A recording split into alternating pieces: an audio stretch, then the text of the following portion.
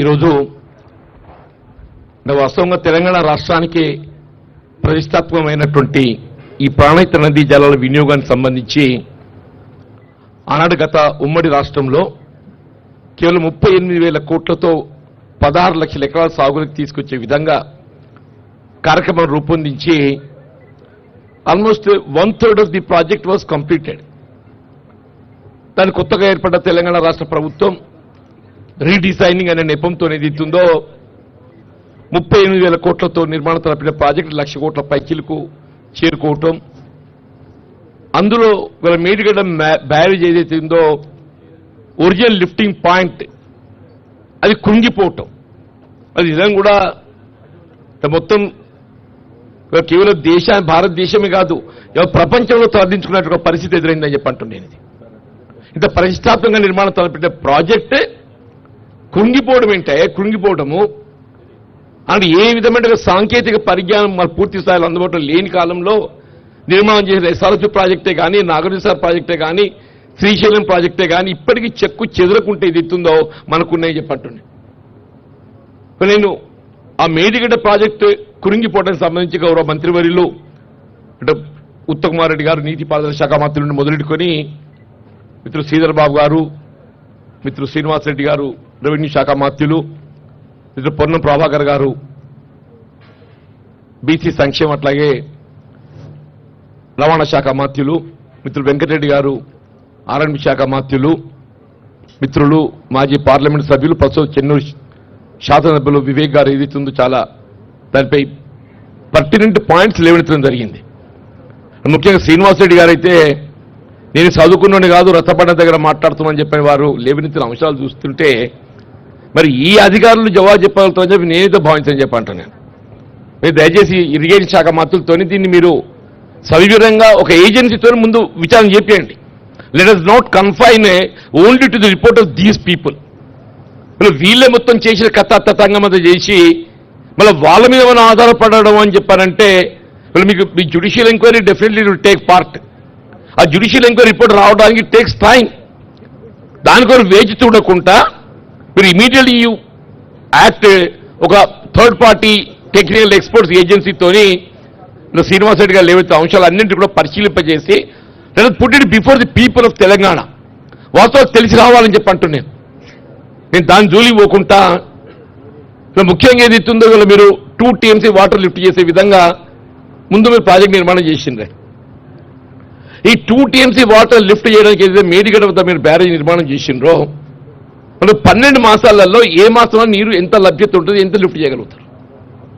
మీరు flood season ఎన్ని మాసాలు ఉంటుంది, ఫ్లడ్ సీజన్లో ఎంత వాటర్ లిఫ్ట్ చేయగలుగుతారు, other than flood season normal course లోపల ఏదైతే ఏ మాసం ఎంత లిఫ్ట్ చేయగలుగుతారు? That should be given account. అది మనకు తెలిస్తే అసలు 3rd TMCకి ఎందుకు పోవాల్సి వచ్చింది వారు అన్నట్టు. మనం 2వ TMC నీటి వినియోగం పూర్తి స్థాయిలో వినియోగించుకోలేక ముందే మనం 3rd TMC పోయినామని చెప్పారంటే దాని అర్థం మీద అర్థం కావటం లేదా? మీ ఇచ్చిన లెక్కల ప్రకారంగా శ్రీనివాసరెడ్డి గారు 1920 the maximum water lifted in a year ఈ 61.666 cusec. This is the maximum lift in a year. ANC గారు మ్యాక్సిమం లిఫ్ట్ మీరు లెక్క ప్రకారంగా కేవలం 61.666 క్యూసెక్ మాత్రమే టీఎంసీ మాత్రమే లిఫ్ట్ చేసింది. మీరు మనకి ఎంత లిఫ్ట్ చేసే స్కోప్ ఉన్నది అంటే 4 మాసాలు రోజుకు 2 TMC లిఫ్ట్ చేస్తే ఎంత అవుతుందన్నా 2 × 30 60 × 3 మాసాల్లో పెట్టుకోండి 180 TMC. Rest 9 months. 9 months 6 మాసాలు లిఫ్ట్ అవుతుంది. 6 మూల 18 180 TMC. 180 360 TMC లిఫ్ట్ చేసుకునే అవకాశం ఉన్నది. నీ 360 TMC లిఫ్ట్ చేసుకునే అవకాశం ఉండగా నువ్వు అంత లిఫ్ట్ చేసింది 60 TMC in a year maximum. నేను ఐఎమ్ సారీ ఫస్ట్ ఈ 360 TMC లిఫ్ట్ చేసే స్కోప్ ఉన్నది ఫుల్ ఇయర్. మనం ఫుల్ ఇయర్ ప్లాన్ చేసినాం కదా. లేదు అనేది కాదబ్బా. నువ్వు how you are design the project, your designing is 3 months ఏదైతుందో 2 TMC లిఫ్ట్ చేస్తారు. ఒక 6 మాసాలు 1 TMC లిఫ్ట్ చేస్తారు. అంటే 180 + 180 360 TMC you can lift. All the way lifted only 60 TMC. ఇంకా మొత్తం No, I'm sorry, you have lifted only 60 TMC.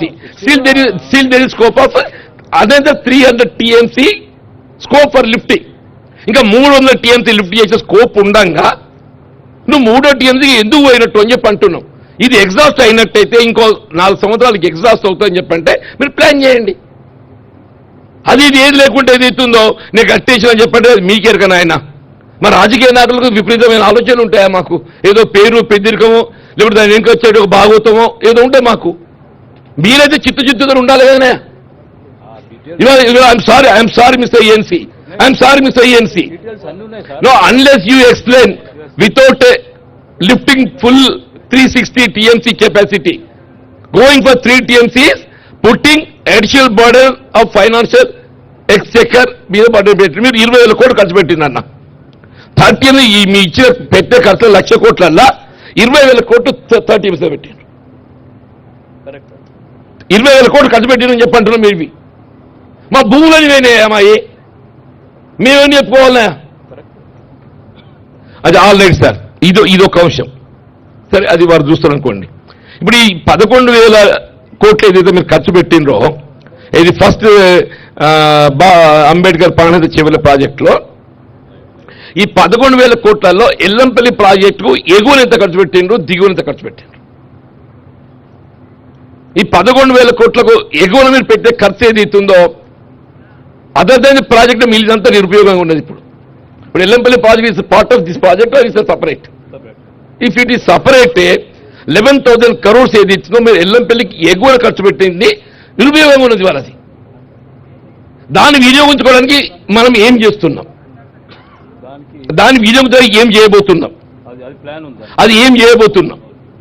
Me agreement ప్రకారం ఏది ఇస్తుందో the Maharashtra government has agreed 148 meters లెవెల్లో ఏదైతుందో మనం బ్యారేజ్ నిర్మాణం చేసుకోవడానికి మనకు అవకాశం ఇచ్చింది.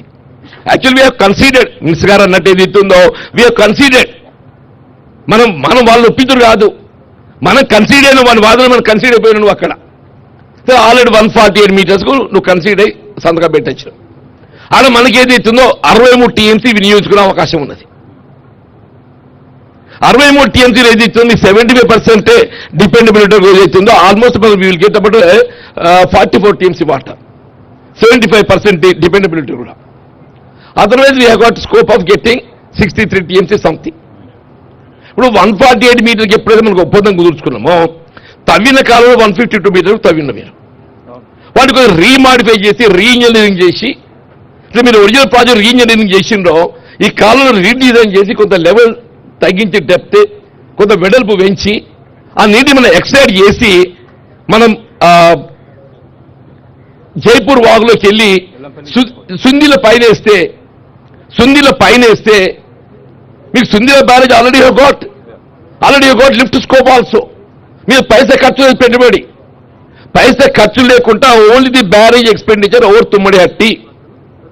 ఆ తుమ్మడిహట్టి వద్ద నిర్మాణం చేసే barrage cost hardly it may take about 5,000 crores. Hardly what ever it is 5 or 10 మీరు లెక్కలు చేస్తారు. అదంతా రివిజన్ చేస్తే అంతా కూడా ఇంకా 4,000-5,000 కోట్ల కంటే ఎక్కువ కాదా? 10,000 కోట్లతో మీరు 2 lift తప్పించచ్చు. Me Medigadda lift తప్పిస్తారు, Annavaram lift తప్పిస్తారు.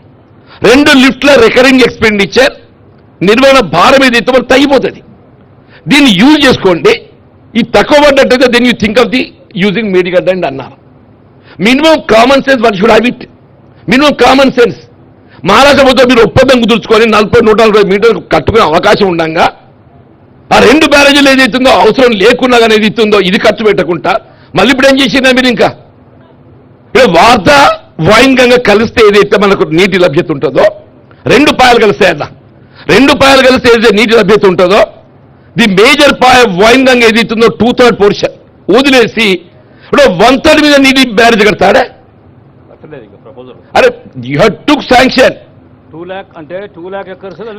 I'm sorry మీకు ఏదైతుందో వార్తా వాయింగంగా 2 కలిస్తే ప్రాణహిత 1/3 నది మీద కట్టి 2/3 కింది కాదు ఎక్కడికి వస్తుంది? మరి అది మేడిగడ్డకు వస్తుంది. అది ఎందుకు పర్పస్లో వదిలింది అన్న చెప్పంటే అసలు there is no water availability at Medigadda except other than the flood season. నిజంగానే తుమ్మడి అటువత మీరు అనుకున్న బ్యారేజీ నిర్మాణం చేసినట్టయితే అదర్ దెన్ ఫ్లడ్ సీజన్ మీ మేడిగడ్డ ఎంత నీటి లభ్యత లభిస్తుంది మీరు భావిస్తారో ఒక టీఎంసీ ఆ ఒక్క టీఎంసీ కంటే మినిమం నీకు రోజు వస్తుందా? ఈ మేడిగడ్డ వద్ద ఏదైతే దాన్ని నీటి లభ్యతలు తగ్గిపోకుండా చూసుకోవడానికి కొరకు ఈ వాతావరణంగా వాణ్యాన్ని కిందికి వదిలేస్తున్నాడు. వారు అన్నట్టు ఏదైతుందో ఏదైనా ఇంజనీరింగ్ చీఫ్ ఏదైతుందో your put it on the paper. నాకేదో నా కారణాలు నాకు ఉంటాయా? నా కారణాలు నాకు ఉంటాయి as head of the chief the government. కానీ అది ఇంజనీరింగ్ చీఫ్ ఏదైతుందో మీ బాధ్యత ఏంటి?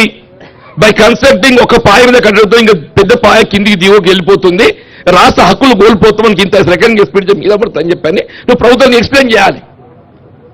చేయకుండా ఏదైతే 20 కట్టడాలు పెట్టి 40 కిందికి వదులుతామని చెప్పండి. ఎవరిని ఏం చేయదలుచుకుని మీరు చెప్పంటున్నా దయచేసి అన్న గౌరవ మినిస్టర్ ఉత్తమారెడ్డి గారు ఏదైతుంది it's all really to study it very deep.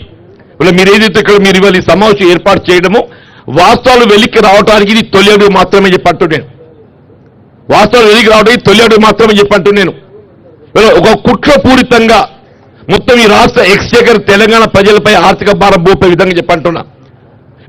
ఖర్చు చూపెట్టే 1,00,000 కోట్లలో కనీసం 50,000 కోట్ల అవినీతి జరిగిందని చెప్పండి. 50,000 కోట్ల అవినీతి జరిగింది. The total expenditure if all put together also own be over the 50,000 50% ఎక్కువ లేదు చెప్పండి. దీన్ని మీరు డీప్ గా స్టడీ చేయించి without waiting for judicial enquiry అది ఏదో ప్రొసీజర్ అవుతుంది. ఈ లోపల వాస్తవాలు మనం బయట పెట్టడానికి కొరకు ఏది ఇస్తుందో దాన్ని వినియోగించాలని చెప్పని మీ ద్వారా కోరుతూ నాకు ఈ అవకాశం కల్పించినందుకు నేను ధన్యవాదాలు చెప్తూ సెలవు తీసుకుంటాను.